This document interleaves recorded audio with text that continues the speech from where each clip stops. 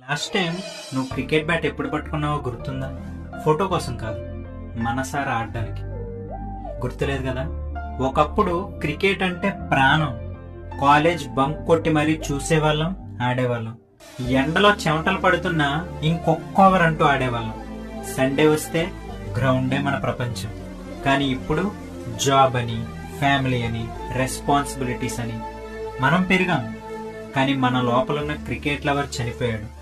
బ్యాట్లు మూలన పడ్డాయి, కిట్ బ్యాగులు దుమ్ము పట్టాయి. ఇప్పుడు మ్యాచ్లు కేవలం ఫోన్ స్క్రీన్ లో స్కోర్ చూడడానికి మాత్రమే పరిమితం అయిపోయాయి. రోడ్డు మీద పిల్లలు క్రికెట్ ఆడుతుంటే ఒక్క బాల్ ఆడుతానని అడుగుదామా అని మనసులో అవుతుంది. కానీ వద్దులే, బాగోదని సైలెంట్ గా వెళ్ళిపోతాం. ఆ మూమెంట్ లో మనలో ఎంత బాధ ఉంటుందో ఆ దేవుడికే తెలుసు.